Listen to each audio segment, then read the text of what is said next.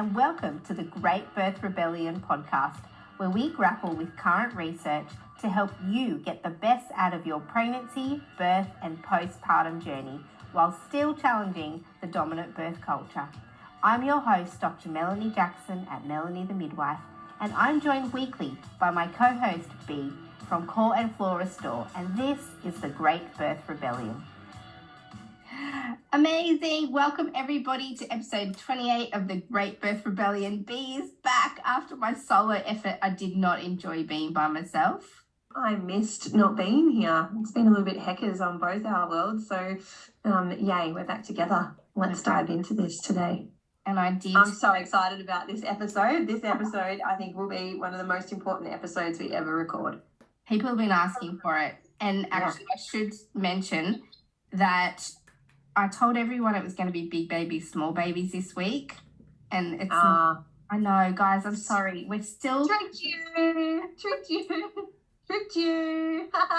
We delayed it 2 weeks already, but do you know what's good about that is the Cochrane database of systematic reviews just yesterday dropped an updated paper on large babies and induction and shoulder dystocia. So it was kind of good that we... The universe needed us to wait so we could just explore that. That's epic. I'm excited to dive into that episode too. But today is really important. And there was a part of me that was like, we should interview our partners for this, because so many men have messaged me and been like, can Mr. Core and Floor like do something that's a bit more straight to the point? Because for those that don't know, I have free antenatal classes and he featured in those. And I made those classes.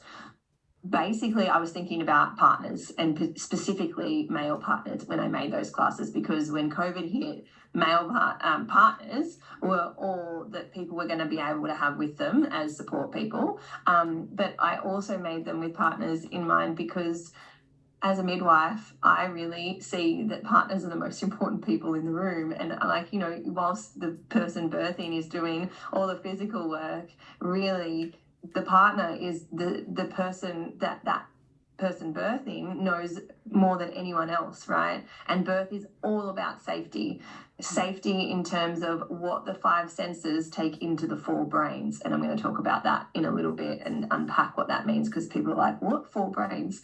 But you know your partner longer than anyone else in that room, even if you've had continuity of care, and nobody loves you in that room like your partner does, and you don't love anyone else in that room more than you do your partner. And so the partner is the ultimate safety, but the most important useful person, because so often I hear from partners, I didn't feel useful, right? And I didn't know what to do. And so today is all about going through what you can do, because you are actually the most useful person in the room without you even knowing it. And you're the most important person because you are her safety. So I'm just so excited about this. But yeah, if you haven't checked out the free antenatal classes, get on it. But so many people are like, can you just write like a checklist, or can you just get Mr. Core and Floor to do a video? Because then it'll just be straight to the point. And I was thinking about it today. Imagine if we interviewed Dan and Mick. Maybe people would be like, people listening like, yes, do that. And interview them. We should actually get them to do a podcast episode to just draw on all the information they've been soaking up over the years about midwifery. Because Dan often jokes, I don't have a name for him, his name is Dan, and he's often jokes of like, I reckon I could probably go to a birth. I reckon if you couldn't do it, I reckon I could do it now after all these years. So maybe they could do a podcast episode. Mick was always like, I want to be a doula, especially when I was pregnant, because, we met in Darwin, and within the first couple of months of us going out, he had all my birth videos, and I went round there one day and him and his housemates were watching Orgasmic Birth and The Business of Being Born. They'd watched all these movies. So Mick always joked that he was an honorary midwife, and then when I was pregnant, he was like, I want to be a doula. And then halfway through my labour, he was like, babe, you know how I said I wanted to be a doula? I don't want to do that anymore. And I was like, oh, you have to do it right now. Yes. I'm in labour. Like this has to happen, but we're not getting to the point, and this is what they want. They want straight to the point. Straight to the point. So, well, today's episode, let's bring it back. Today's episode is about how to be an amazing support person in labour. And this is if you are a partner of a woman having a baby, or you've been invited into the space, if you're a friend, sister, brother, mother, even doulas and midwives are going to really benefit from hearing this information about how to be an amazing birth support person. And so B and I have each independently written a list of what we think is important for a support person to do in the birth space. So we're just going to like take turns at hitting our points. I'm sure there's some crossover. But I'm sure we need 3 hours, because I might just like, I've got to do this. I was just brushing my teeth and I was like, don't forget about those points. So you go first, Mel, because I feel like once I start, I'm not going to stop. I don't really have a point. I have a big, large essay. Okay, great. Okay. You give your practical tips. Go on. You give your practical tips, and then I'll explain what I need to explain. All right. Should I give all of my tips in one go, or do you? Yeah.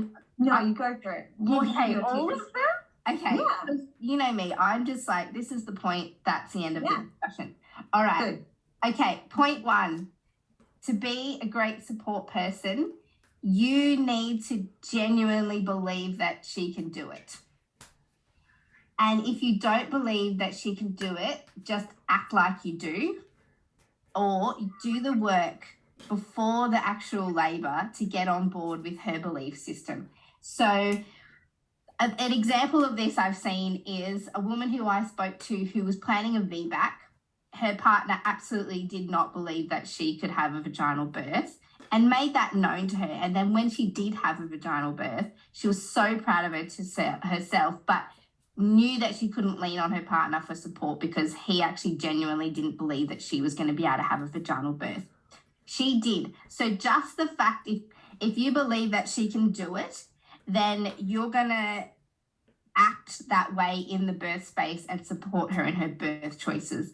And so that's the big thing about believing, is that if you believe she can do what she set out to do, then whatever choices she's made, you're on board. So that's the important thing, is being on board with whatever the woman, your person that you love, is keen to do. And you've been invited into that birth space, exactly like you said, B, because you are loved by the woman and you love her. And so, you know, I kind of talk to people as well about, you know, if your partner's sick, if your friend is sick, if your daughter's sick, you know, if someone's sick, you know how to look after them, you know, tuck them into bed, give them some water, make sure they've got tissues, make sure they've taken their vitamins, sort out the stuff in the rest of the house, be there for whatever they need, drive them around if they need, you know, someone to look after them. So, you know, we know how to look after each other when you love them. That's point 1. Believe that she can do it. Point 2. So these are super practical tips, actually. And when I look down your list, B, I know yours are like way more broad and like amazing. Well, mine are all about your belief systems and your imprints, because like, and which goes back to what you're saying, you've got to believe in them. To believe in someone, you've got to understand what sits behind your beliefs, right? And you've also got to understand the process. And that's what I see that most people don't. They don't understand labour and birth properly, and they don't know how to support that. So, you know, I'm really talking about physiology, but also our conditioning, which is broad. So I love the practical stuff. So keep going with the practical tips. Right. Love it. They're really important. Okay. So next one, pay attention to her words.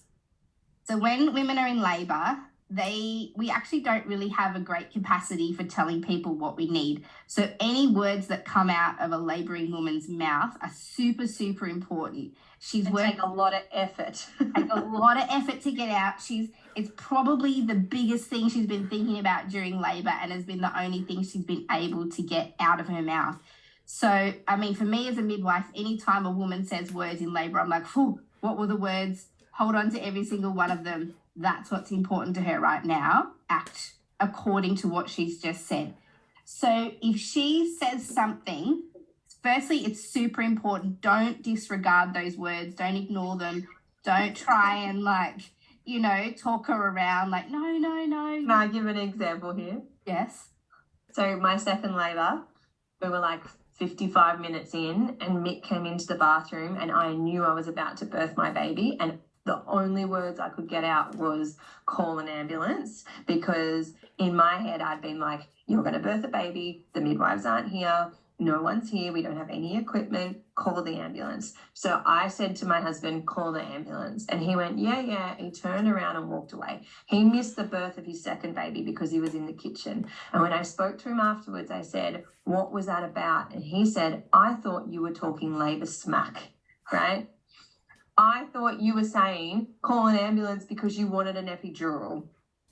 And so that was that sheer failure to listen to the words, because the definition of call an ambulance actually meant I'm about to birth this baby. And I even think I probably said that. I said, the baby's coming, call an ambulance.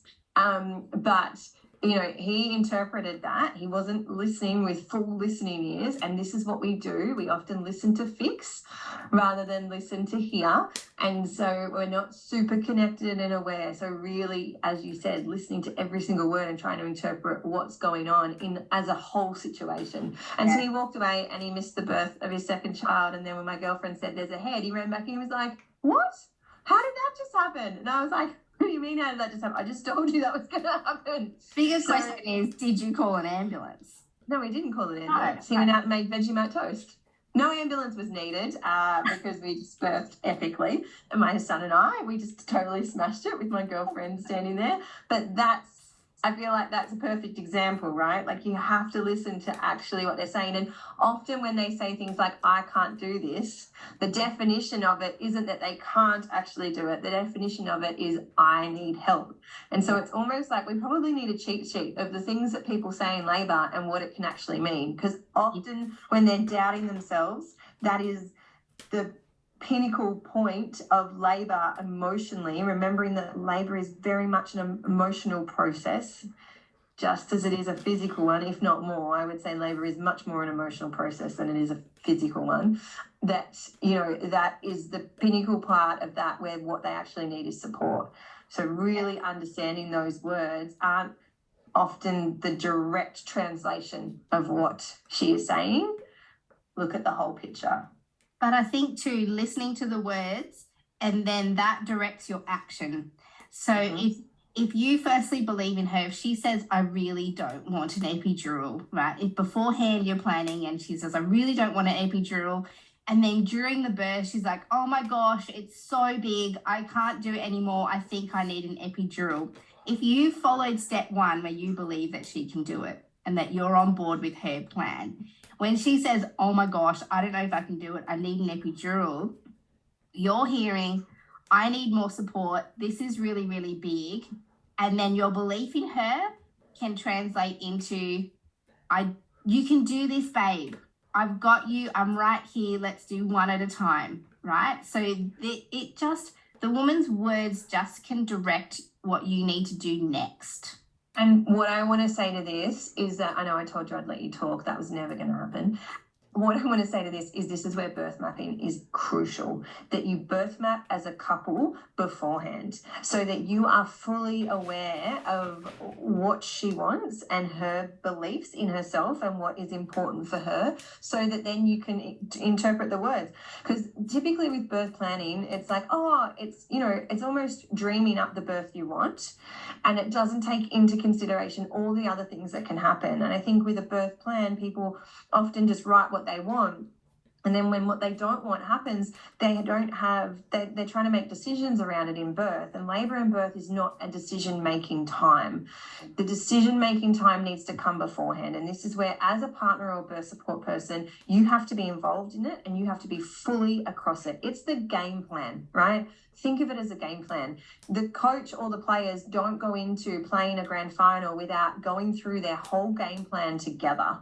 And that is what birth needs. That's the definition of a birth map. It's really looking at the things you don't want to happen and when you'd be willing for them to. Mm-hmm. So if you haven't listened to our birth mapping episode, get on that. Catherine Bell has amazing resources around birth mapping. I've got the book and the game in my shop. She sells this incredible game that makes it really fun and makes you actually get in the headspace of this.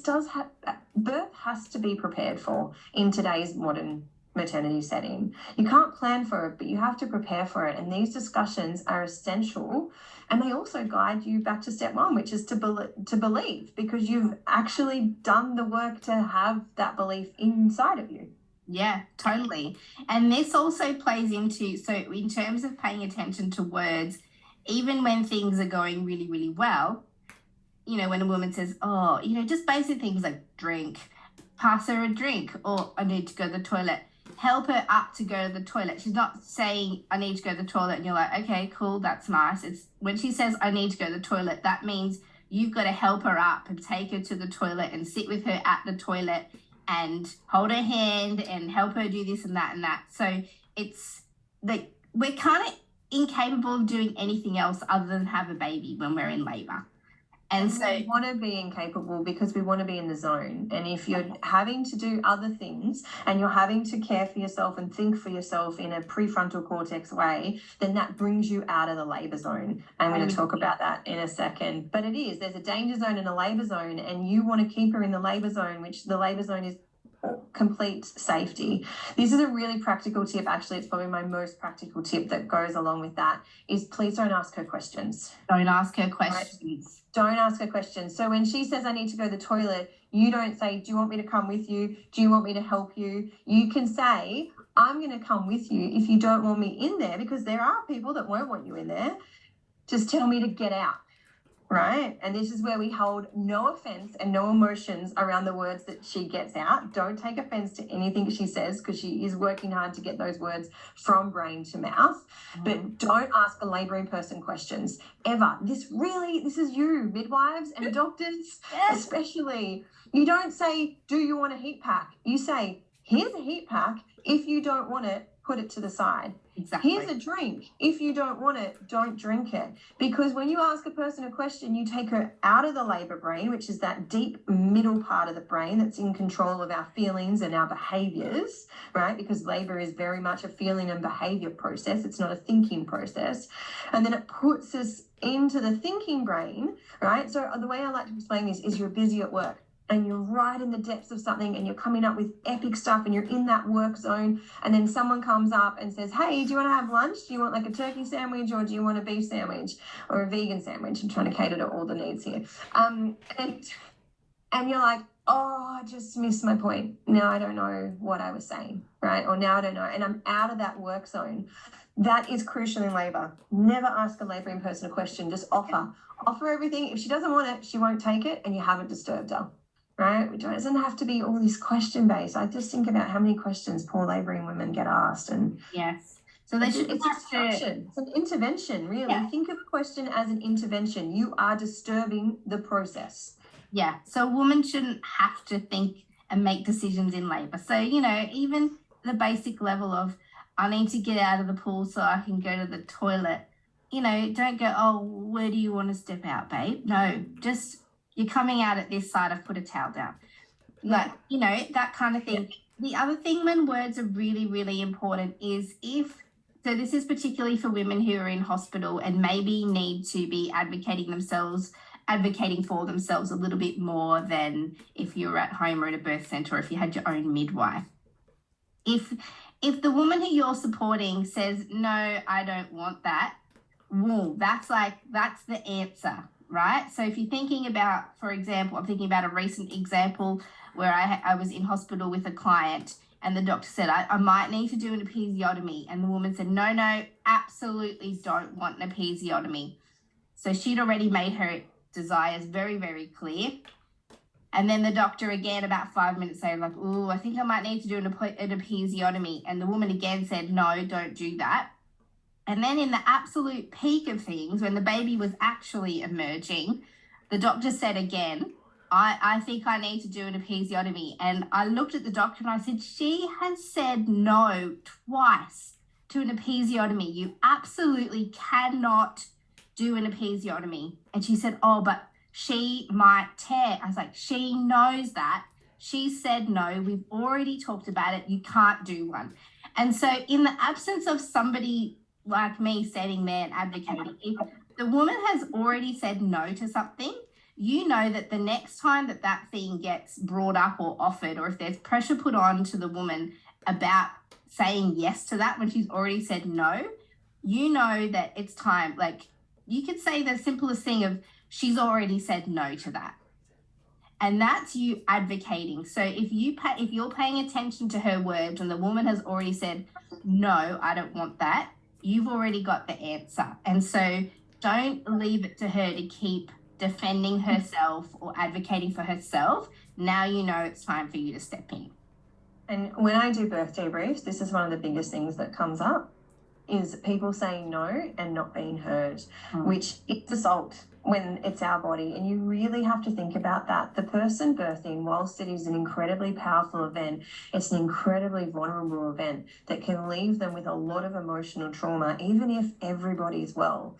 And there is a lot that it takes to say no in the system as a person in a vulnerable state birthing. It also takes a lot to say no as the person's advocate. And what I often hear when I do debriefs, especially with, partners, they will say, I didn't know what to do, right? Because it can feel incredibly vulnerable for the partner. You've got someone here who you love more than anyone else in the world, who is doing all of this work for your family to have a baby. But you're also in the system. And this is where, a lot of my theory of this advice comes into it. I think you really have to understand and look at what my gorgeous colleague, Lael, calls our imprints or our belief systems. What do you believe about the system? And how do you respond and behave in the hierarchy?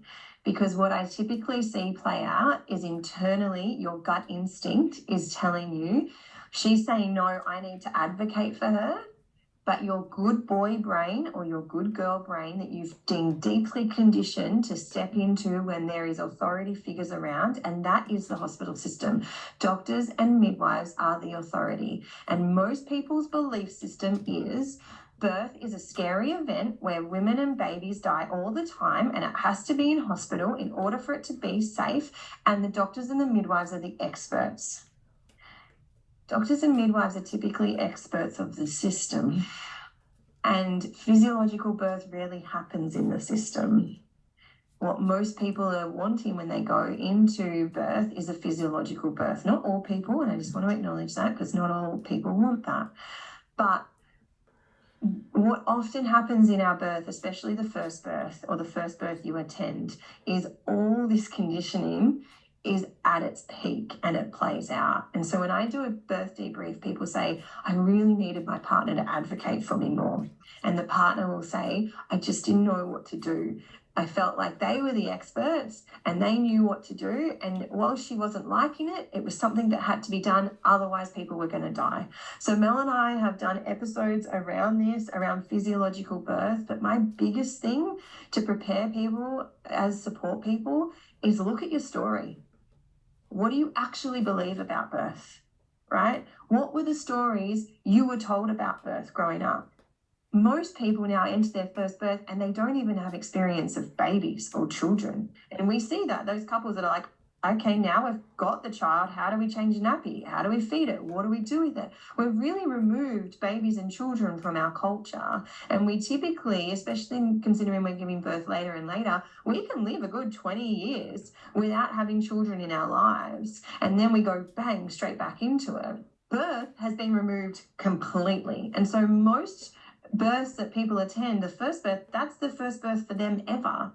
So you got to think about, what do you believe around birth? And most of what your belief system will be shaped upon is what you've seen in movies, which is waters break, huffing and puffing, screaming, purple pushing, so holding the breath, pushing down, legs up in stirrups, wheelchairs, doctors controlling the situation. Now, Mel and I know that birth can look like that, and it often does, but that's not physiological birth, and that's not what it's designed to look like. So the best thing you can do as a support person is look at your story. What do you actually believe? What do you believe about birth? What do you believe about the hospital system? And how do you respond in those situations? Because knowing if you're a good boy or not is going to tell you how much work you need to do in being your partner's advocate. Because if you are someone that is just a yes sir, no sir, then that's going to be tricky for you when she says no, to say, No, and you might want to practice this. This is a really cool thing to do to connect with your partner. Role play, right? Role play the situations. But I think it's easy for us to say, yeah, you have to advocate. The reality is it's actually incredibly hard. It's incredibly hard for midwives. And the power and the ego and the hierarchy and the good girl, all of this plays out. And so really understanding that she is the boss of her body and she is going to remember her birth experience to the day she dies. We forget about her. She doesn't forget about her birth, right? And this is the sexiest thing in a birth space. The best thing in a birth space that I see and that I love witnessing is support people and partners stepping up for the birthing woman. Because, and if, you know, you were saying before, partners are sort of like, oh, I don't know, I didn't know what to do. If you're ever confused about what to do next, always take the side of the birthing woman. You're there as her support person. You don't have an allegiance to the care providers or anything. And even if you're not sure, oh my gosh, is this a dangerous decision? That actually doesn't matter, because if she says it, if the birthing woman says it, she's right. Okay. And this is a big part around trusting your gut, because, and this is where, so we have 4 brains, or, you know, people talk about 3 brains, but I like to say that our womb space or our genitals have a brain as well. So we do, and this is scientific, right? Like there is actually spaces in this. There's a lot of work done in this. The head brain, there is a head brain, there is a heart brain, there is a gut brain, and there is a genitals brain. And if all of them have to be saying yes for it to be a yes. And if one of them is saying maybe, then it's a no. And this comes back to how we are as humans, right? We are the only species, we're species atypical. We're the only species that creates an environment that's actually harmful to us. And we're the only animal in the whole animal kingdom that ignores our instincts based on fear. So I like to put it back to, there's a zebra eating grass and it hears the lion and it goes, ooh, there's a lion there. I don't want to hurt its feelings though. I don't want to run away and make that lion think I don't like it. So I'm just going to stay here and eat the grass. A zebra doesn't do that. The zebra gets the hell out of a dangerous situation. Don't be the zebra that doesn't run away in a birth, right? If you take anything away from this, don't be the zebra that doesn't run. Yeah. Listen to your gut.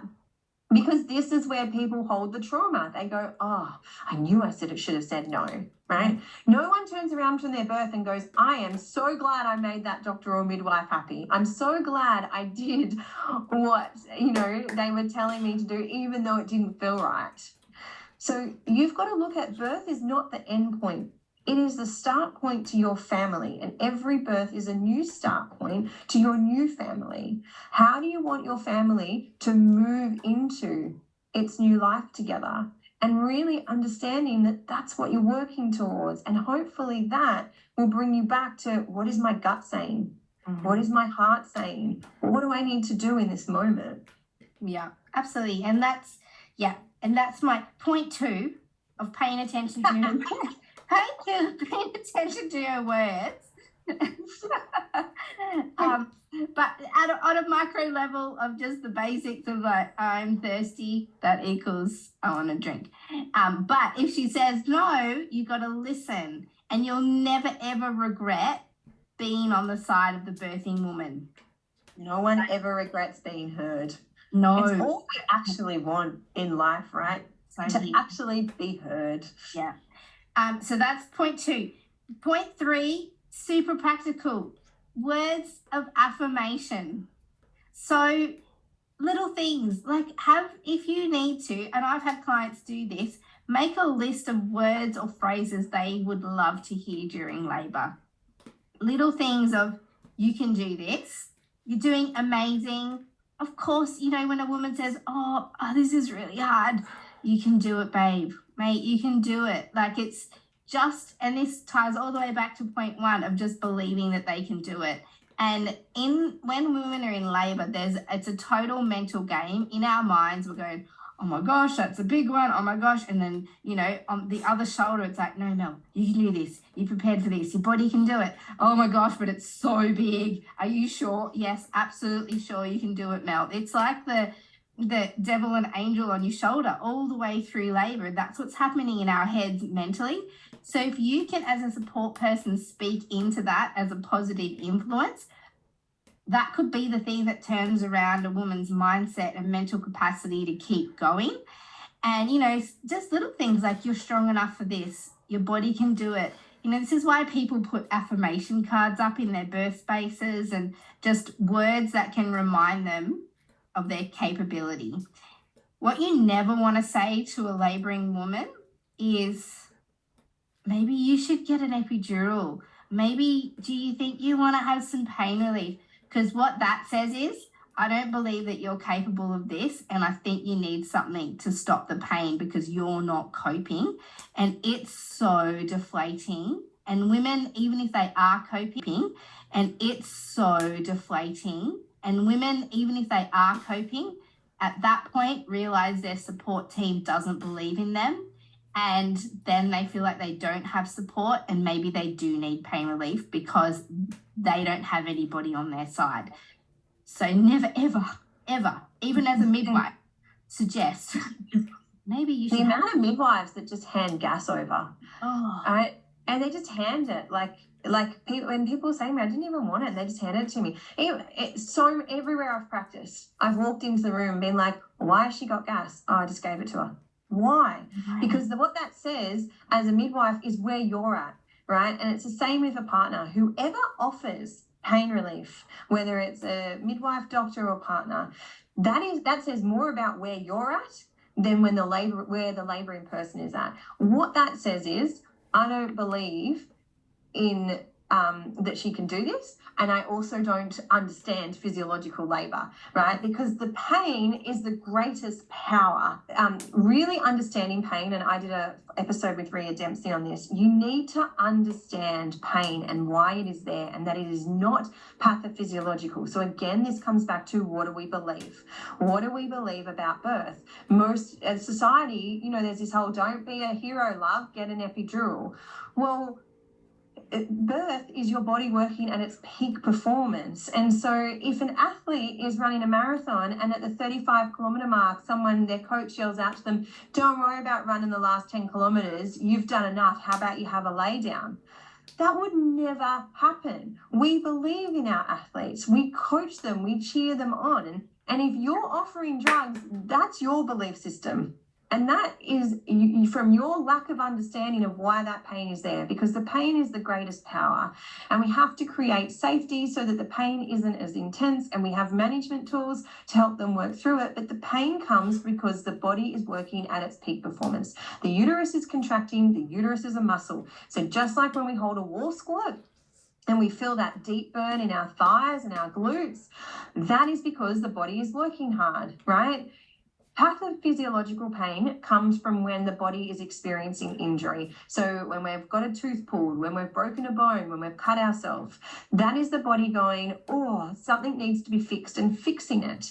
Birth doesn't need to be fixed. That pain is meant to be there, and it feels very different, and I'm not taking it away here. It does hurt. It does hurt, right? For most people. Some people don't experience it as it hurts, but it is the body contracting, a muscle contracting. It is not something that needs to be fixed or taken away. And what we see is when that pain gets taken away, then more things are needed, and it disrupts the process, because the uterus talks to the brain talks to the uterus. It's in constant communication. Once you take the pain away, you break that cycle, and now the body and the brain are no longer connected. Yeah, but we're able, like, support people are able to talk into the mental game of that, because you all want to tap out of the discomfort of labour. Unless we're reminded, like, this pain is important, let's do this together. So little things are doing it. The biggest thing when they say, I can't do it, you are doing it. You are doing this, and you are doing it beautifully. You have to think of yourself as the coach. You have to think of the labouring person saying, I can't do that, as like 3/4 time, where they don't want to go back on. Right? And they're having that hissy fit of, I can't do this. Yes, you can. You are doing it. You are so capable, right? It's like a marathon. You know, there's checkpoints, and, you know, you have... Oh, yeah, but a marathon you can get out. I hate that analogy because I've run marathons. You can get out of a marathon. You can't get out of... Well, I mean, I know, but it's like... You can have an epidural. Yeah, but it's like the checkpoints, right? Like if you get to a checkpoint and they go, ooh, this is really getting hard now, why don't we just go home? Or this is really you don't get to a checkpoint and your support team goes, ooh, maybe we should just tap out. No, your support team goes, look, you're at the pointy end. Gather your energy. Let's keep going. One more. We're going to be along. We're going to run alongside you. Gosh, if we need to, little things like let's do one more. Let's do one more. It's okay. I can help you. That's instead of saying maybe we should have an epidural, try and say, I really think you can do this. You've got this energy. But a lot of people I debrief with were like, I didn't feel like I needed it. I just had it because the doctors told me I needed it. So many doctors will say, I think you need this epidural, right? Or, the other thing that I hate more than anything, she's getting really tired. She's probably not going to be able to do this. And labouring person never needs to hear that they're tired. No, they're not. Unless they've spoken it, right? And if they are and they speak it, then what do they need? They need that encouragement. It's the medical system, right? You've got to remember that the person birthing is in a medical system that is used to taking away pain. The whole rest of the hospital is geared towards taking away pain, but they're taking away pathophysiological pain. They're also used to people in a weak and vulnerable state that is sickness. The vulnerability of birth is not sickness. The vulnerability of birth is meant to be there because birth is a transformation, and you don't transform from something unless you hit the bottom and then you get to come back up. And that's why the vulnerability is there in labour. It is turning that person into a parent or a mother, right? That woman into a mother, person into a parent. It has to transform them. So they have to feel the vulnerability in order to then feel the power. Just remember that when you're giving affirmations, they want to know that they're worthy. They want to feel cared for. They want to feel supported. If there is any day in our life that we should feel like the absolute queen, where we should feel like we don't have to people please, we don't have to care about anyone else, we don't have to do things that people are telling us to do, and we can believe in ourselves, that's your birth, right? That's the day you give birth. That day you are meant to be lifted and supported and nourished and held up until you reach your highest power and you claim it. I need to get back to birth. I saw my husband the other day was like, babe, do you need to get back to birth? I was like, I need to get back to birth. Because there is nothing that compares to birth in our life. And so many people get robbed of it. And as a support person, it is your job to ensure she's not getting robbed. So you are constantly scanning that environment. You are constantly scanning her and the environment. What does she need? And a big part of this involves you actually understanding who she is as a person. So when I do birth prep chats with people, the biggest thing I'm diving into is who are you and what do you need to feel safe? Because most of us have themes that we play out, like people don't care about me, I'm not good enough, I have to people please in order to feel safe, right? And it's understanding who you actually are. And this is what comes back into those affirmations. Affirmations are great, and those stock standard ones, if you are doing this, are so important and are often all you need. But in terms of keeping labour emotionally safe, this is the work I do, is really diving into who you are and what you need to stay in safety, right? And what all your experiences are. Because I think we see birth as this isolated event.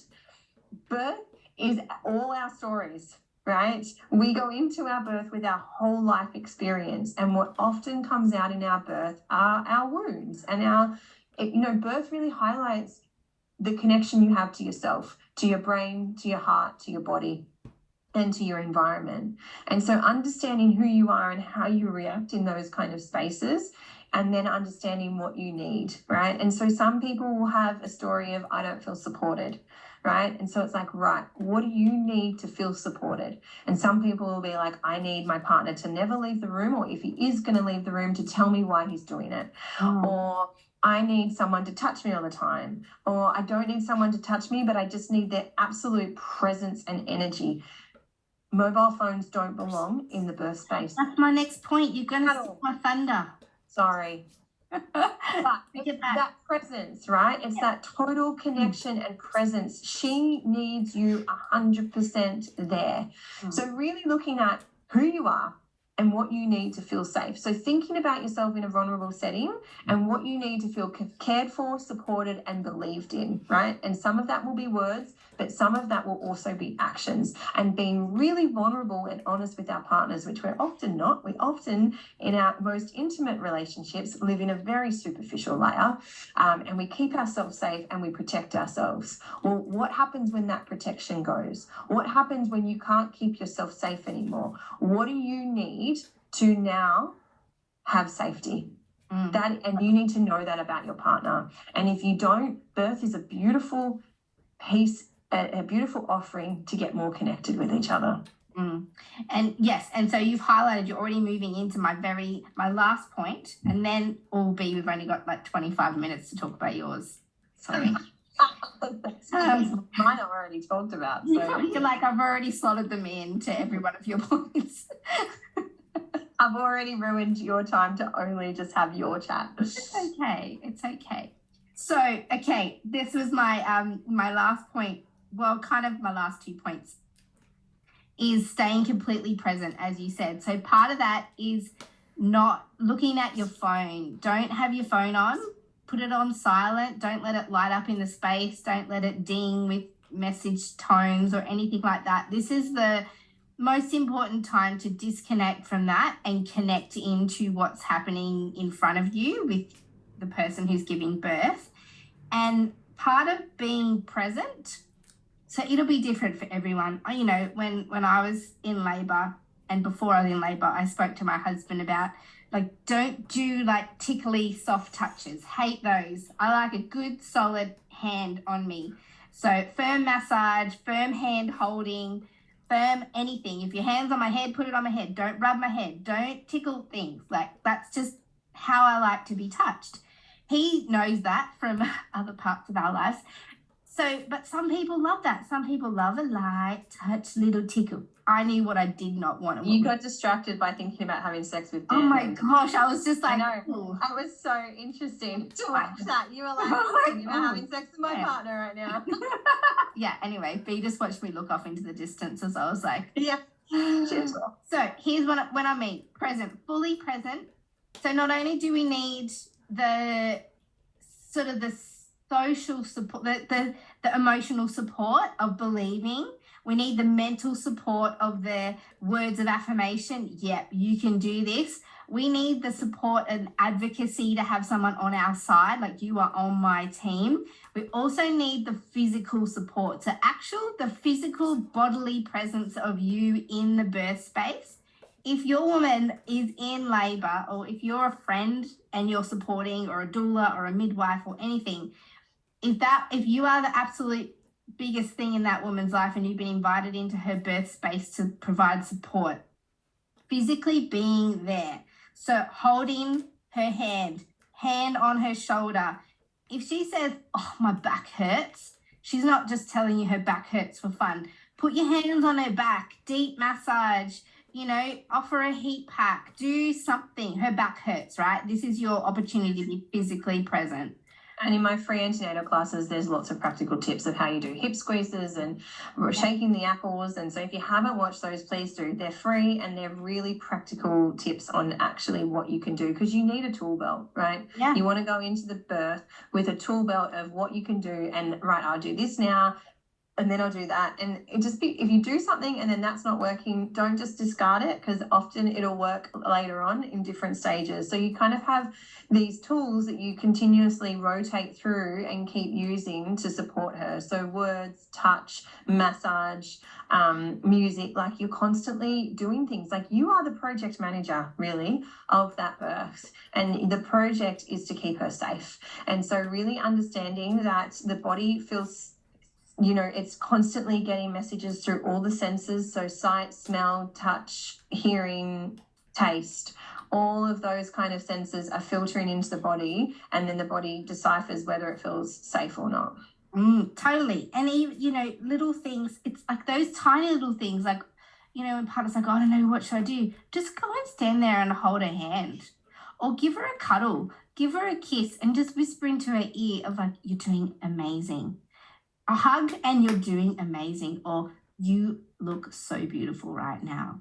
Little things, mate, that just makes you feel $1 million, even if you're not in labor. If someone came up to you, held your hand. We need a podcast on how to connect with our partners. It's true. And just walked up to you.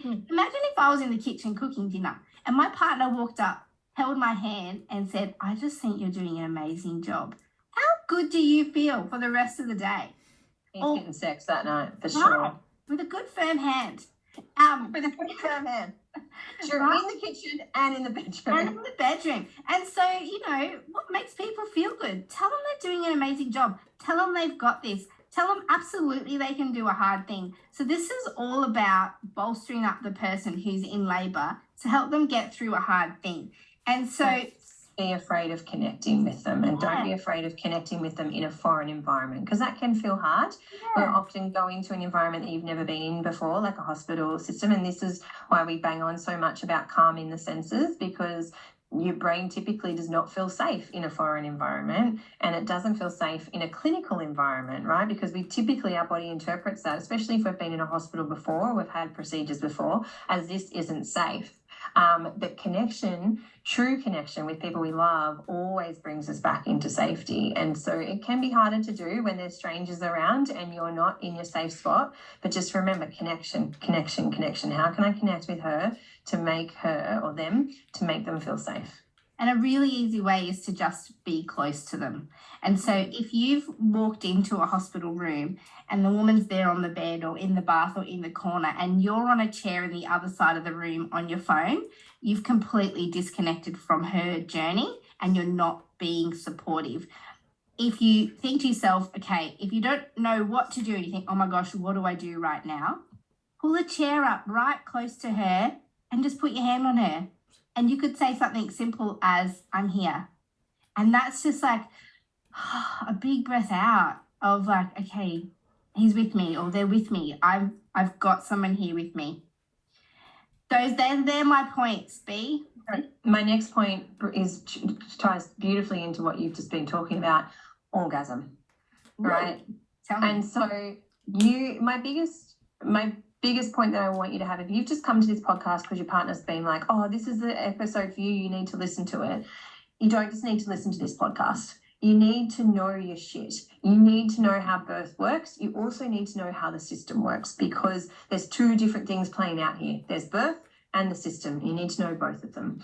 You also need to understand, so I want to explain how birth works for a second. Physiologically, birth plays out for us the same as orgasm does. Okay, so it's the same hormones and the same part of the body, and the clitoris is actually highly involved in birth. People don't know this yet. We think the clitoris is only for pleasure. It's not. I've done a lot of education around this. As a webinar you can buy to go into it, but I want to give you this analogy, and this is a reel that I have had planned since May last year, right? So I've had it planned for 10 months. I just had to wait till Mr. Cora and Flora and I were having epic sex again in order to convince him to do it with me. So hopefully we'll either film it today or I'll film it next week.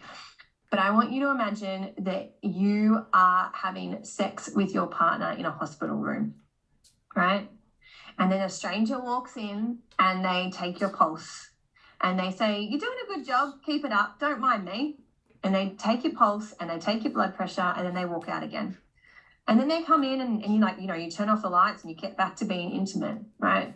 And then they walk in, they don't even knock, they don't introduce themselves, and they come back and they say, you're not really penetrating deep enough or fast enough there, right? We need you to penetrate faster and harder.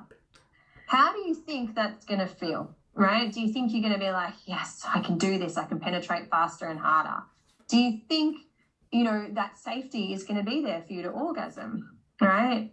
And then they come in and they go, we're just going to watch you for a bit. We're just going to watch. Don't mind us. We're just here. Keep doing your thing, right? Are you going to ejaculate? Probably not. And then if we turn around and we say, it's a good thing we were here because the sperm was just too big and your penis was too small. That is what we've done to births, right? Birth is an orgasmic event. It's the same hormones. In order to have an orgasm, you need to feel safe. In order for your body to physiologically perform an orgasm, it has to feel safe in every sense of that word. So much of what we do in birth takes people out of the labour zone or the orgasmic zone and puts them into a danger zone, right? The danger zone is adrenaline. The danger zone is the contractions slowing down, the body and the baby no longer talking to each other. And then what we do is we've blamed babies and we've blamed bodies, right? And we say, oh, you know, the baby got stuck, or the baby was cheeky and it wasn't in a good position, or, you know, she just failed to progress. And often it's all the things that have led up to her not feeling safe. Sometimes, yes, a very small percent of people, there will be something playing out that needs beautiful intervention to help them. I'm not anti all intervention, but most of what we are seeing in our mothers and babies reports is a hell of a lot of intervention that isn't necessary. Death is not what we're scared about anymore in Australia around birth. Australia is a very safe place to give birth. What we're actually scared about is the emotional trauma. And that often comes from unnecessary interventions, right? What we're actually scared about is the fact that it makes no sense that 1 in 3 people need to give birth by a cesarean.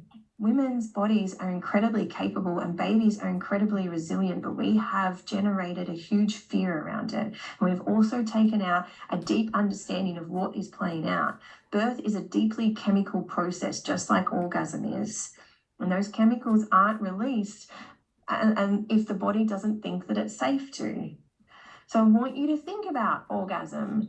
The same way babies are physiologically conceived is the same way babies are physiologically born. It's the same environment that needs to happen. We talk about, oh, it's all really hippie to turn the lights off and light candles. It's completely scientific to do that. What we are doing is we are playing into the science of the body. The physiology, right? So physiology just simply means the body performing a task that it's meant to do.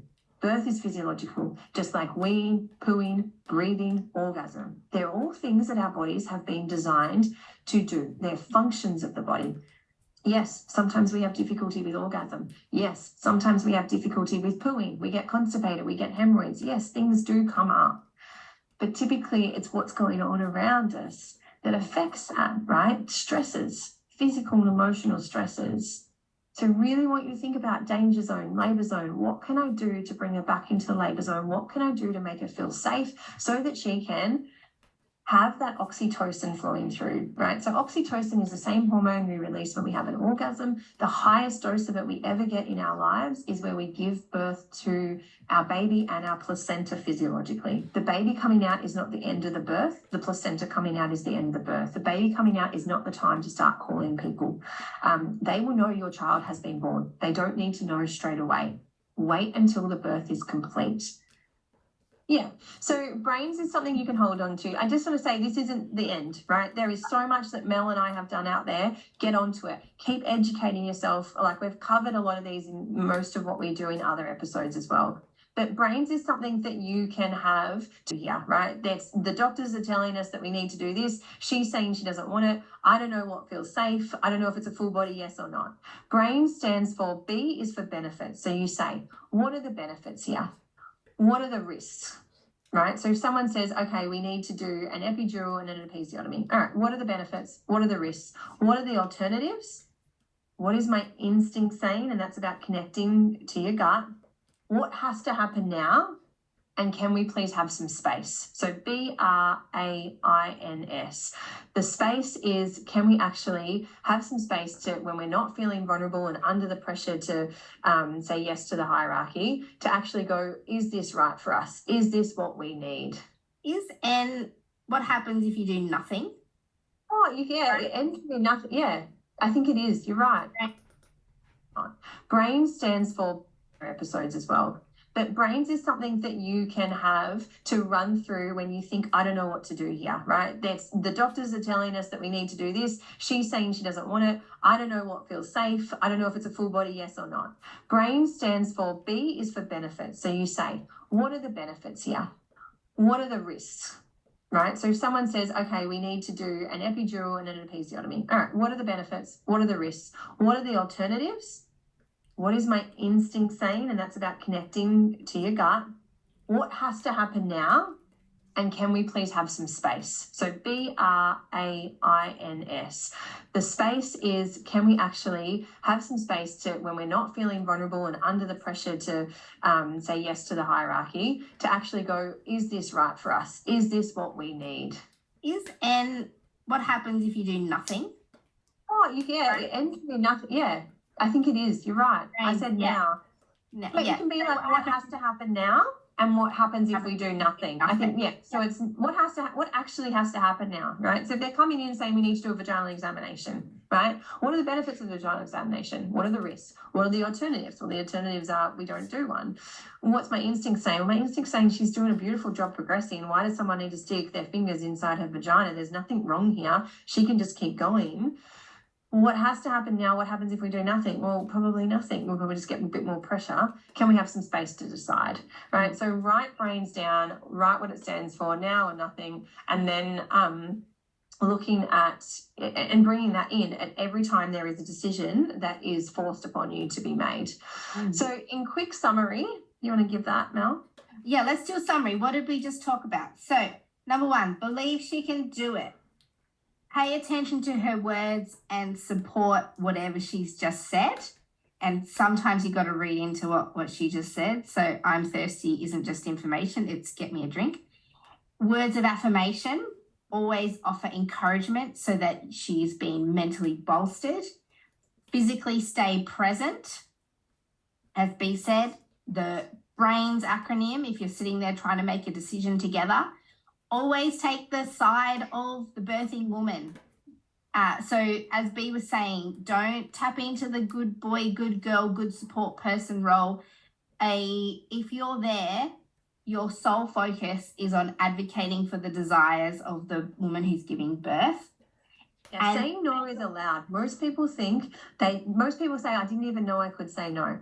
There is no one coming to pick you up to take you to a naughty boy or naughty girl's home if you say no. And this is typically what's playing out for us. It's our childhood wounds, right?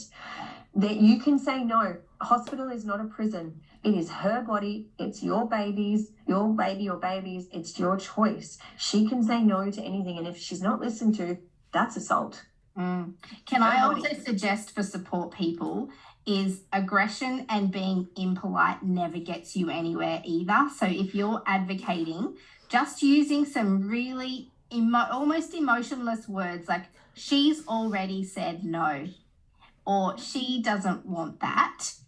Not yelling, not being aggressive towards staff because they will remove you and that's a big problem. Yeah, there probably is a naughty boys home. I didn't really think about that. Anger never belongs in the birth space, and that goes for midwives or doctors or anyone. You think about anger will put her in the danger zone. It won't keep her in the labor zone. So aggression, you really need to work on that if it is there for you. And aggression normally happens because of lack of expression. So it's often you haven't said anything, bang, you say something. So really getting onto it. So the other points is what's the definition of a healthy baby and a healthy mother or parent? What is your belief system around the hospital system and birth? Do you understand it? And if you don't, get onto it. Understand what pain is, trust pain, understand orgasm and birth and the link and what is there to keep her safe. Keep listening to our other potties that we go into it. But just know you are capable and know what you need to look after you. Like take some change of clothes in, take food in, nourish yourself. But all I really want to say here is you are capable too. Just as she is capable of birthing, you are capable of supporting her. Believe in yourself. You are the most useful person in that room. Come into your power, own it, do the birth together. It is a team sport. Boom. That's amazing.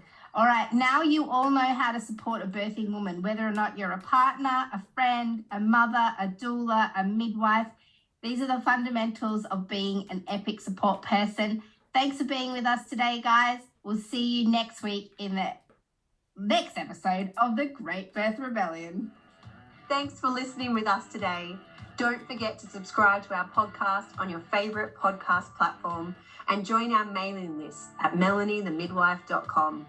Mel sends out weekly emails with access to all the evidence we use in this podcast. You can find out more about Mel at melaniethemidwife.com and find out more about me, B, at coreandfloor.com.au. We can't wait to bring you next week's episode of The Great Birth Rebellion. Yeah!